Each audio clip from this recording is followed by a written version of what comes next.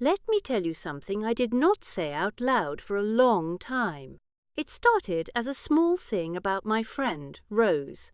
Just a little habit, the kind you notice, then you laugh inside and say, maybe it's normal. We were both nurses at Fort Mercy, out on the dry edge of the Wild West, dust in our hair, blood on our sleeves, men groaning in tents like the ground was swallowing them. In that place, everyone had strange habits. So when Rose began doing this thing, I tried to ignore it. The thing was simple. Rose kept washing her hands even when they were already clean. Not the quick wash we all did after bandages. I mean a slow wash, over and over. She would rub her fingers like she was trying to erase a secret. Then she would dry her hands on her skirt, look around, and act like she had done nothing. The first time I thought, she just hates the smell of blood. Fair enough. The smell followed you. It sat in your nose. It lived in your dreams. I told myself Rose was just trying to stay human in a place that felt like an animal pen. But then it happened again. Before we continue, if you are new on my channel, please like this video and comment where you are listening from. Don't forget to subscribe and turn on the bell notification icon so that you will be the first to be notified anytime I drop a new story. Let's continue. That night, after the last lantern was turned low, Rose slipped out of our little nurse cabin and went behind the supply shed. I saw her because I could not sleep. The wind was cold. The fort walls creaked. Rose held something close to her chest. Like a baby, she stood in the shadow. Then she bent down and did a strange thing. She kissed whatever she was holding. Just a quick kiss. Like a promise. Then she tucked it inside her apron and walked back like nothing happened. I stayed in my bed and stared at the ceiling. I told myself, maybe she is praying. People prayed in odd ways. People prayed to survive the next hour. So I tried to make it normal in my head. But the next morning, it happened a third time. We were in the triage tent. A young soldier was shaking. His lips were grey. I handed Rose a clean cloth. Rose took it with one hand, then paused, like she forgot how hands worked. Her other hand went to her apron, pressed hard against it, and she flinched, like something sharp was hidden there, like she was afraid it would fall out in front of everyone. I leaned close and whispered, "Rose, are you hurt?" Rose forced a smile that did not reach her eyes. "I'm fine, Lila." That was not an answer. Not really. And then she went right back to washing her hands again. Slow, careful, like she was washing off words. By noon, I started to feel that tight feeling in my stomach. You know the one that says, something is wrong, and you are the last to know. Because at Fort Mercy, secrets could kill you. Not the kind of killing that comes fast with a bullet. I mean the kind that comes with rope, or a prison wagon, or a patrol officer with a list of names. Out here, letters were not just love notes. Letters were weapons. If you wrote to the wrong person, if you shared the wrong detail, if the wrong eyes saw your ink, you could be called a traitor, a spy, a liar, even if you were just lonely. That is why Rose's habit began to scare me. That evening, I watched her more closely. I did not want to. I hated being suspicious of my own friend. Rose and I had come to this fort together in a wagon train. We had eaten cold beans under open sky. We had laughed at stupid jokes when everything hurt. Rose had held my hand the first time I stitched a man who screamed like a child. Rose was my safe place. So why did she suddenly feel like a locked door? After supper, Rose sat at our little table with a candle. She opened her nurse bag like she was looking for thread, but she did not pull out thread. She pulled out an envelope, not a fresh one, an old one. The paper was creased, the corners were soft, and there was a dark stain on it. Not mud, not coffee. Blood. Rose touched that blood stain with her thumb, very gentle, like it was holy. Then she lifted the envelope to her face and breathed in, slow, like the envelope could feed her. I froze. I know that sounds dramatic, but it is true. Something inside me said, "No, this is not normal." Rose did not see me watching at first. She opened the envelope and slid out a letter. Her eyes moved across the lines like she was drinking water after days in the desert. Her lips moved as she read, but no sound came out. Still, I could see her mouth shape words like, "I'm alive, I'm here, I remember you." Then Rose smiled. Not a big smile, a small one, a broken one. The kind you see on people who are starving, but they found one piece of bread. My skin went cold, because it was beautiful, yes. But it was also dangerous.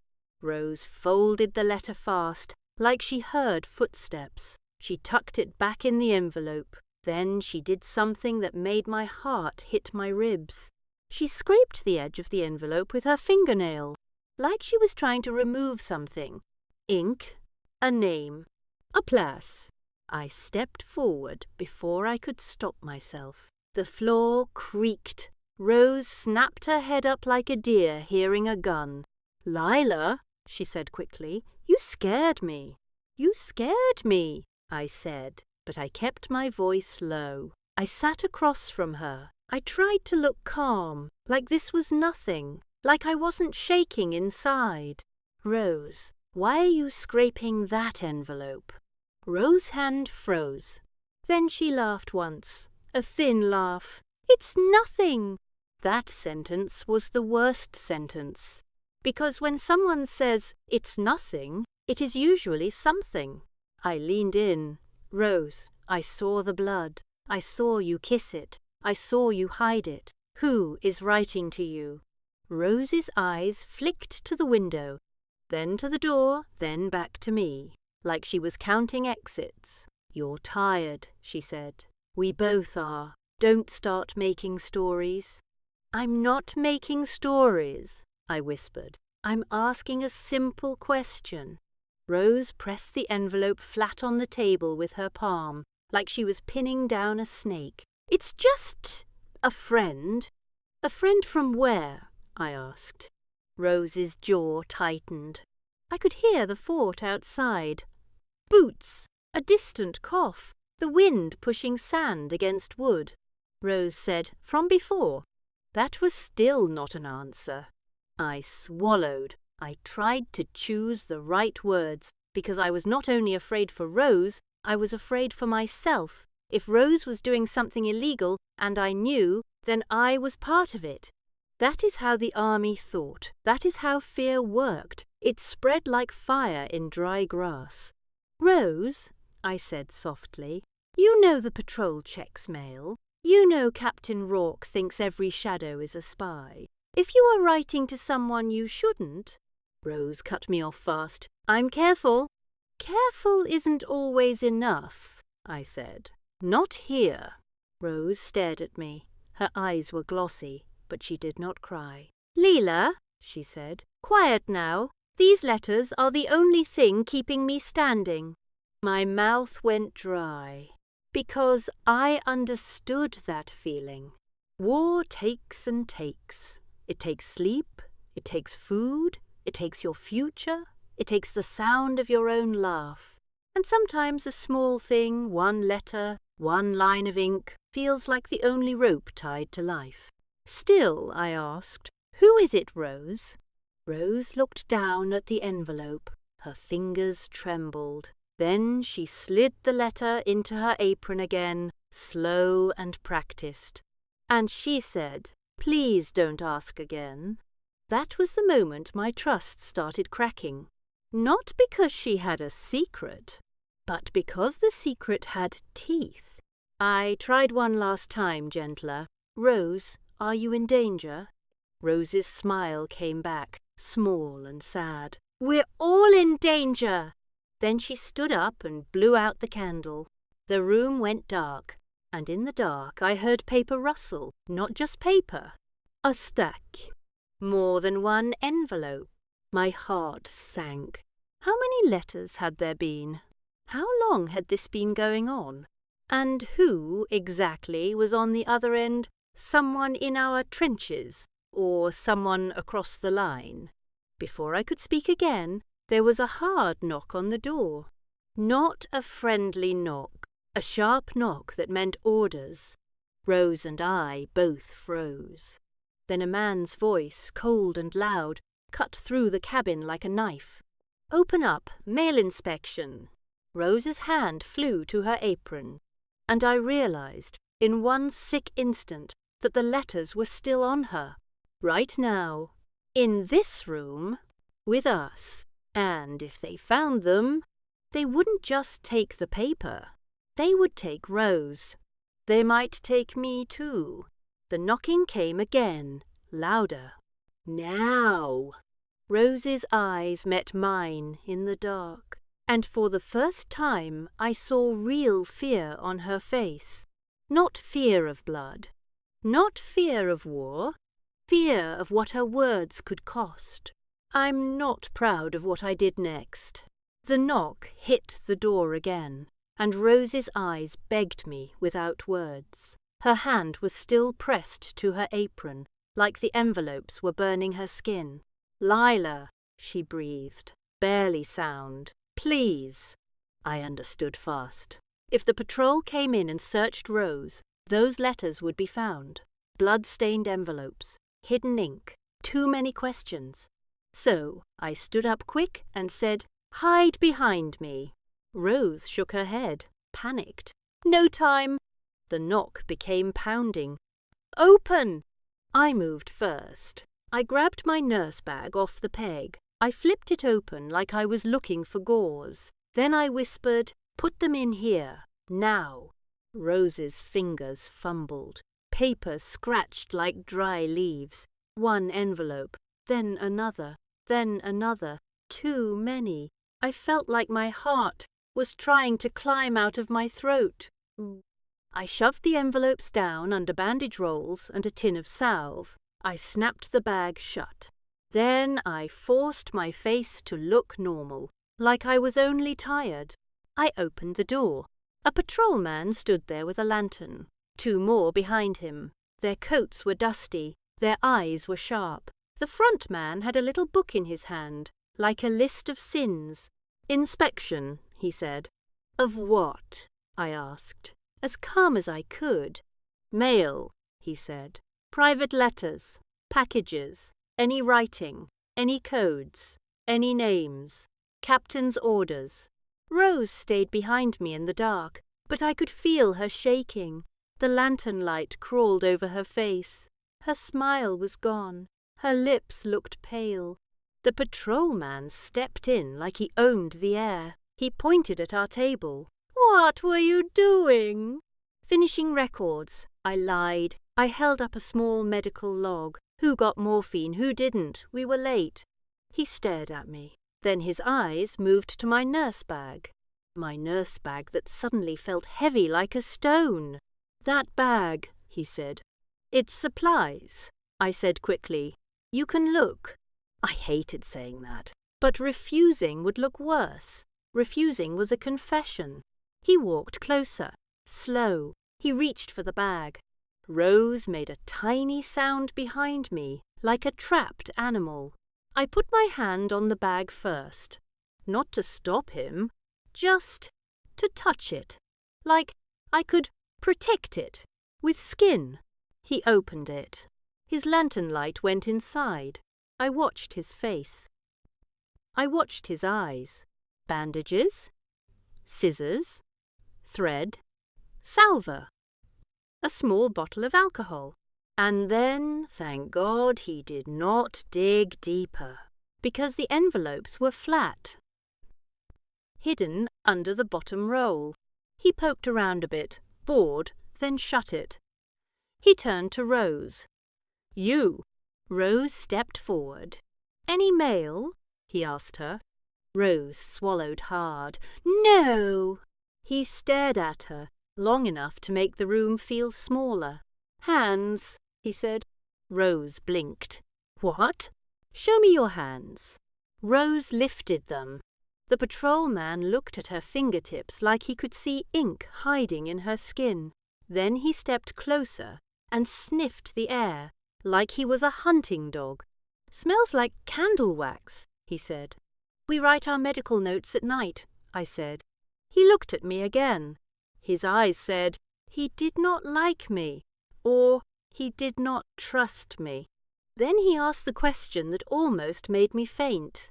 Do you know Sergeant Clay, mail runner? Rose's face changed. Just a tiny shift, but I saw it. I saw it because I knew her. Rose said, no, but her voice cracked.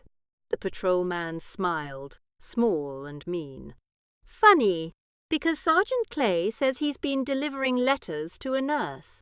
So, my mouth went numb. Rose stood still, but I saw her shoulders tighten like she was bracing for a hit. I jumped in fast. Lots of people get letters, I said. Soldiers, nurses, even cooks. The patrolman's eyes stayed on Rose. This nurse gets letters. From where? Rose's lips parted, and then she did something brave and stupid. She lied again. From my sister, Rose said. Back east. The patrolman nodded slowly. Then we'll ask your sister to write her full name next time. He leaned closer. And if we find anything else, you'll answer to Captain Rourke. He straightened up. We'll be back. Then he left. The other two followed, boots thudding like a threat. When the door shut, the cabin stayed quiet for a full beat. Then Rose's knees gave out. I caught her before she hit the floor. She was shaking so hard I could feel it in my arms. Rose, I whispered, breathe. Breathe. Rose pressed her face into my shoulder like she was trying to disappear. They know, she said. No, I lied. They don't know. Rose pulled back and looked at me. Her eyes were wet now.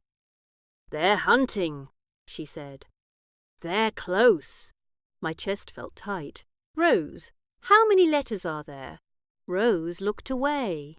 That was an answer too. I sat her on the bed. I closed the window shutter with my elbow. I lowered my voice until it was almost nothing. Rose, I said, you're my friend. But if you're doing something that will get us hanged, I need to know. Rose laughed once, bitter. Hanged, she repeated, like the word tasted real. I grabbed my nurse bag and pulled it onto the bed between us. Tell me the truth. Rose stared at the bag, her fingers twisted in her skirt.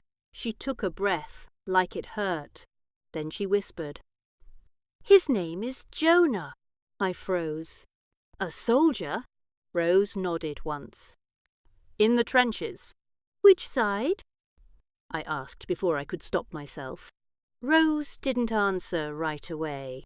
That pause made my stomach drop. I leaned closer.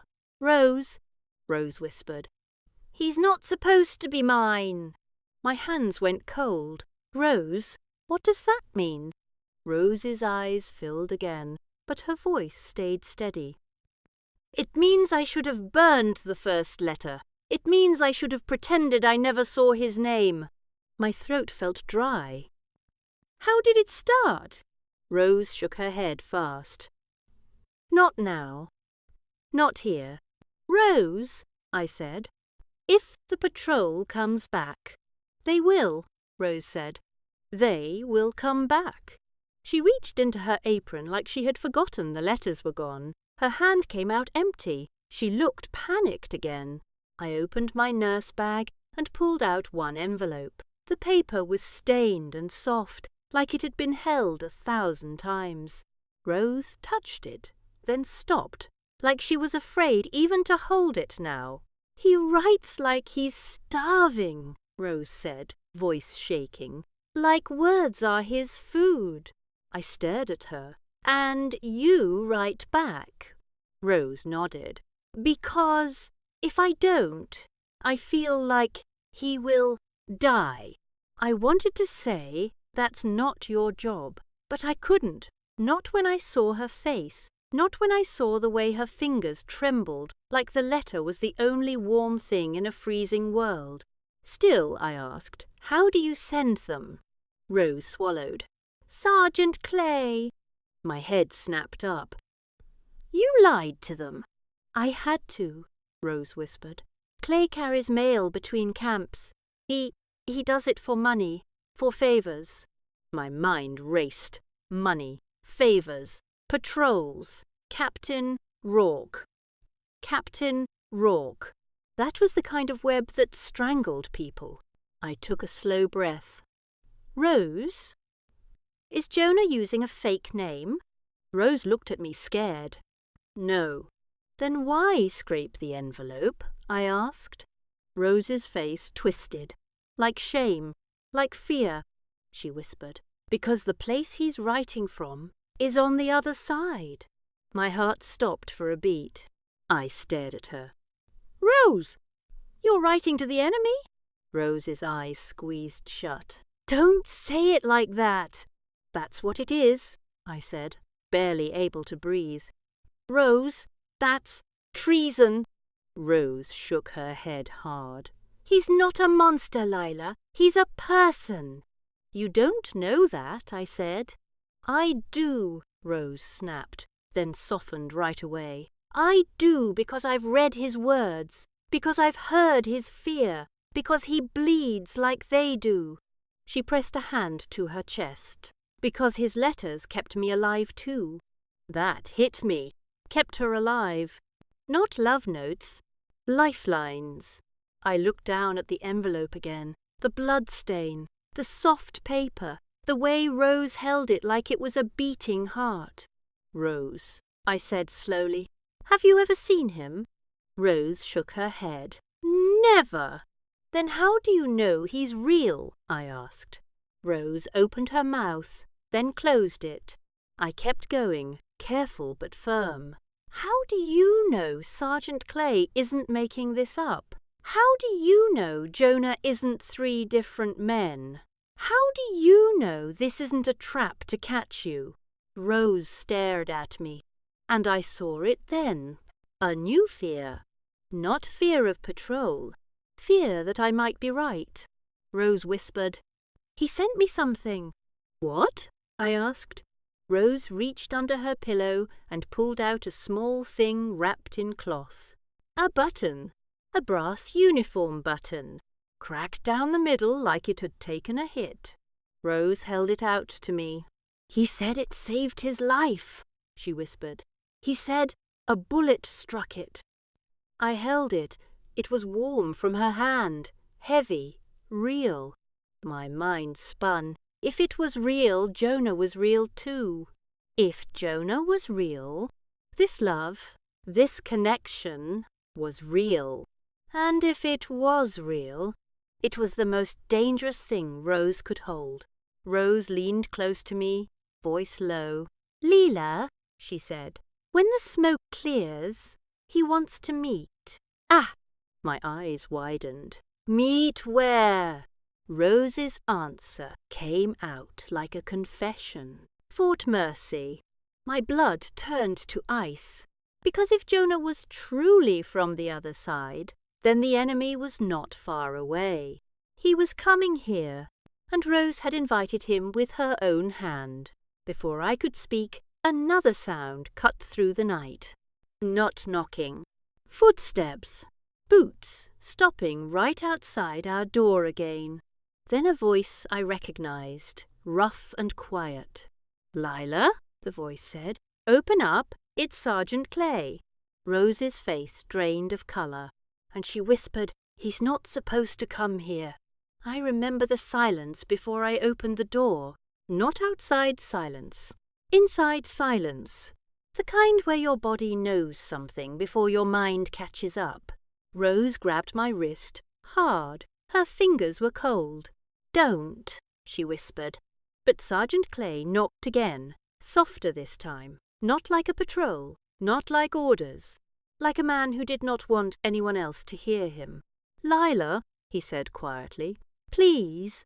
I looked at Rose. Her lips trembled. The button Jonah sent was still in her hand. She was shaking so much it clicked softly against her fingernail. I leaned close to her. "Hide the letters!" She nodded fast and shoved the envelopes back under the thin mattress. The bed creaked. I pulled my shawl tighter, wiped my face to look normal, and opened the door only a little. Sergeant Clay stood there with no lantern. That was the first wrong thing. He always carried a lantern at night. The fort was dark. Men tripped over barrels. But tonight, nothing. Just his shadow and the pale moon behind him. His hat was pulled low. His coat was dusty, and not the normal dust from the yard. This was road dust, long ride dust. "Can I come in?" he asked. I hesitated. My heart thumped loud in my ears. "It's late." "I know," he said. His voice sounded tired. "I wouldn't come if it wasn't important." Behind me, Rose had stopped breathing. I opened the door wider. Clay stepped inside and shut it quickly. He did not look around like a man worried about patrols. He looked around like a man worried about time. His eyes found Rose. For a moment, nobody spoke. Then Clay said, very soft, "You kept writing." Rose nodded once. Clay let out a slow breath like he had carried a heavy rock in his chest for months. "Good," he said. "Then we don't have much time." My stomach dropped. "Time for what?" Clay looked at me, then back to Rose. "They're moving lines tomorrow. Big push at sunrise. Both sides." Rose swayed. I grabbed her elbow. "What does that have to do with us?" Clay rubbed his face. His hands were shaking too. "Because he crossed tonight." The room tilted. I heard my own voice, far away. "Who crossed?" Clay looked at Rose. Rose whispered it before he could. "Jonah." The name hung in the air like smoke. I shook my head. No, that's impossible. The patrols." "He came through the river pass," Clay said. "Nearly froze, nearly bled out. But he kept going." Rose's eyes filled with tears. "He came." Clay nodded. "He's waiting beyond the ridge, in the old supply ravine. He said he would only come if you were alive. If you stopped writing, he said he would turn back." Rose covered her mouth. A broken sound escaped her. I grabbed Clay's sleeve. "Are you insane? If he's enemy, and they catch him—" "They won't," Clay said. "Not if she goes now." I stared at him. "Now?" Clay nodded. "Before dawn, before patrol rotations." He only asked for one thing. Clay swallowed. 5 minutes. Rose stepped forward. "I have to go." "No," I said immediately. "Absolutely not." Rose turned to me. Her face was pale but clear. Clear in a way I had not seen in months. "Leela," she said gently, "I lived every day because of those letters. Every night I read his words, so I would not feel alone in this war. I cannot let him die thinking I was just ink." My chest hurt. "You could be shot before you reach him." Rose smiled sadly. "Then at least I will not die wondering." I wanted to argue. I wanted to drag her back to the bed and lock the door. But I also remembered the way she breathed in the letters, the way she held them like food. Some people starve from hunger. Some people starve from loneliness. I whispered, "I'm coming with you." "No," Rose said. "Yes," I said. "If you're caught, you need a witness you were treating a wounded man." Clay nodded once. "That might actually save you both." Rose grabbed my hand. "You'd risk this for me?" I squeezed her fingers. You crossed a country with me in a wagon. Fair is fair. Free. Minutes later, we slipped into the night. The fort slept. Only the wind moved. We walked low along the fence, then past the horse pen, then out into the open plain. The cold bit my lungs. The sky was wide and full of stars that did not care about wars. Clay led us to a shallow ravine hidden by rocks and brush. He stopped and whispered, "He's there." Rose's hand tightened around mine. Then she let go and stepped forward, alone. At first I saw nothing. Then I saw a shape sitting against a rock. A man. He was thinner than I imagined, his coat torn, one sleeve dark with dried blood. His hat lay beside him. His head was bowed, like he had no strength left to hold it up. "Jonah," Rose whispered. The man lifted his face. Even in moonlight I saw it. He was young, not much older than us. Dirt across his cheek, a cut near his eye. But his eyes, they searched her like he had waited a lifetime. "Rose," he breathed. They did not run to each other. They walked slowly, like they were afraid the other would disappear. Then they stopped a few steps apart. For a moment they just looked. No letters. No paper. Just real. Rose reached out first. Her fingers touched his coat, then his shoulder, then his face, like she needed proof he was not ink and imagination. Jonah smiled weakly. "You're real." Rose laughed and cried at the same time. "You're alive!" He nodded. "Your letters kept me alive." Her shoulders shook. "Yours kept me alive too." They stood close now, not kissing, not dramatic, just foreheads touching, breathing the same cold air. I felt tears on my own face and did not notice when they started. Then Jonah whispered, "I didn't want to fight you." Rose frowned. "What do you mean?" Jonah looked at her, pained. "Our units, we were moving toward this fort. I realized I might aim a rifle at the place you sleep." Rose's hands trembled. "No!" Jonah pulled something from inside his coat. A folded paper, smaller than the others. He gave it to her. "My last letter. I couldn't send it. I didn't know if I'd reach you." Rose opened it with shaking hands and read silently. Her face crumpled. "What does it say?" I asked softly. Rose looked up at me, tears falling freely. He wrote, "If we met, he would surrender. He's done with the war." Clay stiffened. "You understand what that means? He becomes a prisoner." Jonah nodded. "Better prisoner than dead. Better alive where she exists than fighting a war where she is the enemy." And Rose threw her arms around him. This time they held tight. And that was the key moment. Not a kiss, not drama. A choice? Two people choosing life over sides. I heard horses. Far away at first, then closer. Patrol riders. Clay cursed under his breath. "They're early!" Rose looked at me, panic rising. "What do we do?" Jonah stood slowly, weak but steady. He lifted his hands away from his body. "I walk toward them," he said calmly. "I surrender." Rose grabbed his coat. "They might shoot first." Jonah smiled softly.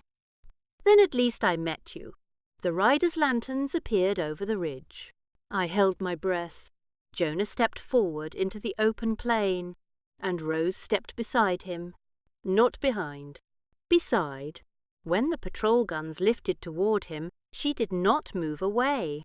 She held his hand, and for the first time since the war began, the letters were no longer keeping them alive. They were. The guns did not fire. They shouted. They surrounded him. They took him away in chains. But he was alive, and Rose kept writing. Only now the letters went to a prison camp instead of a trench. Months later, when the war finally ended and the smoke cleared, I stood beside Rose at the gates. The guard opened them. Jonah walked out thinner, scarred but smiling. They did not rush. They walked to each other the same slow way as before. No fear now, no sides, just two people who survived long enough to become real. And I finally understood something. Sometimes love is not born in peace. Sometimes it is forged in fire and survives because two stubborn hearts refuse to let the world decide who they are allowed to care about.